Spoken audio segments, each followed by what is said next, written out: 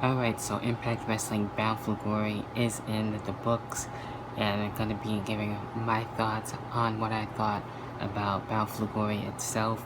And it's pretty interesting how Impact Wrestling has itself standing out, where it has its pay-per-views every once in a while.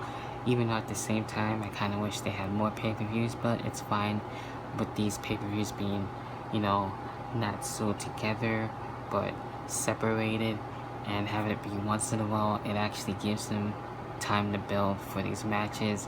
And starting things off with the first match that we did see on the card was basically anybody getting a shot at any championship, whether it's the Impact Wrestling World Championship or the X Division Championship, and for the tag team titles. And where we saw men and women in this match in an intergender kind of like Royal Rumble type of pay-per-view, 20-man/woman type of style. And we saw some surprises in this one, where we saw Kylie Ray in this, we saw Swoggle, aka Hornswoggle, in this match as well.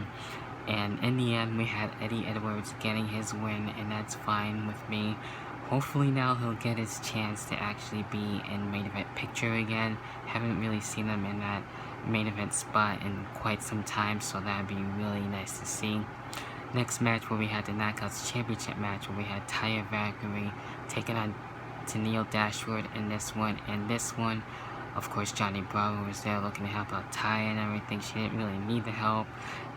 Tennille Dashwood actually came close. I thought she was going to win and stop Taya, but in the end, we had Taya Valkyrie getting her win and getting another number, basically having to be where she's looking to be one of the longest running Knockouts Women's Champions, so she's still got that intact and going for her. Then we got vintage triple threat action, triple threat, where we have the tag team titles, where we had RVD and Rhino taking on not only the North, but Witch Swan and Willie Mack. And surprisingly, RVD turned heel and actually attacked Rhino on this. So I'm pretty sure those two are going to be feuding, and I cannot remember the last time I've seen RVD as a heel. So that's going to be really interesting. I'm pretty sure there's a feud there. And the North was able to capitalize and keep tag team championships. And then where we had, not in any particular order too with these matches. And also be sure to leave a like, comment, and subscribe on the video, and hit the notification bell on this as well as always. And getting into the next match, where we also had Michael Elgin taking on Marufuji. Hopefully I said that right and didn't botch the name. I know he's from Pro Wrestling Nowhere, and I haven't really seen much of him, but overall, in short, sweet and to the point, even though it wasn't really the best match for me. Could have been a lot more better, and these two did go back and forth, but it made sense for Michael Elgin to get his one, so I'll leave it at that. The X Division Championship, probably one of my favorite matches on Bound for Glory, and where we had Tessa Blanchard actually going for the Knockouts Championship, but she was able to go at it for the X Division Championship, so that was pretty interesting, pretty damn rare.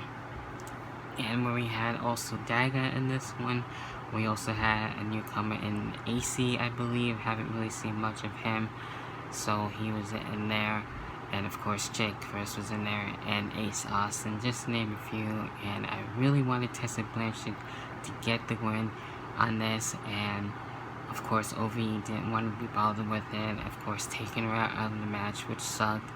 But in the end, we had Ace Austin getting the X Division Championship. Really not too mad at it. I really wanted Tessa to actually get it for the first time. That would have been wild and crazy as it is, so we'll see what happens with her in OVE. Then when we had the returning Ken Shamrock taking on Moose and everything, this one has been going for a while now. Haven't really seen Ken Shamrock in quite some time and everything.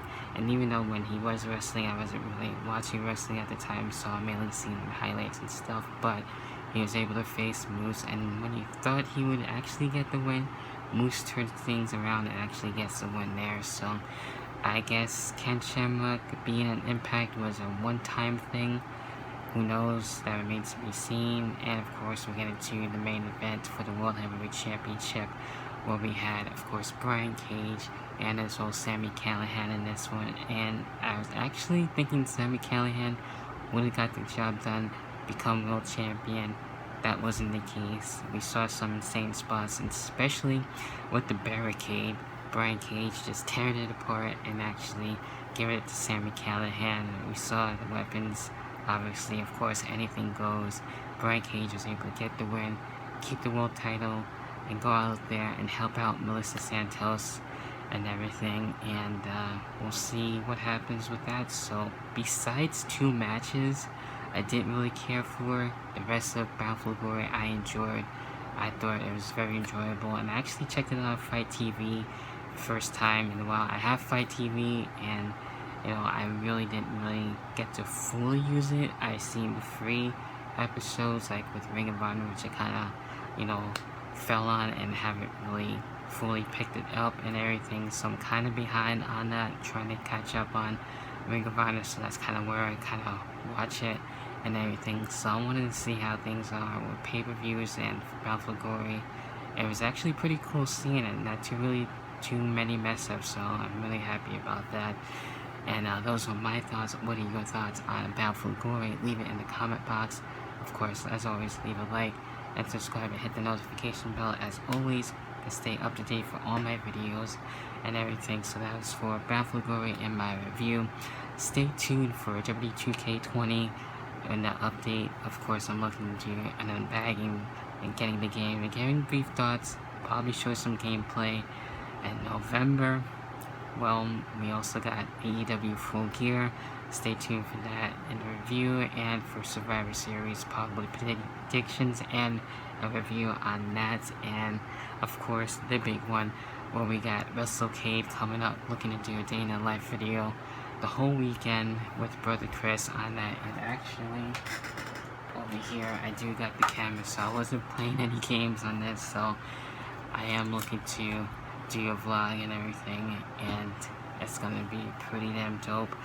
And I'm looking forward to seeing some wrestlers, looking to meet some, and seeing what kind of other matches that might happen for WrestleCade. So I know some are looking to be slowly announced as of right now, so that's gonna be pretty cool. But that's about it for me for Bound for Glory and everything else and what's to come.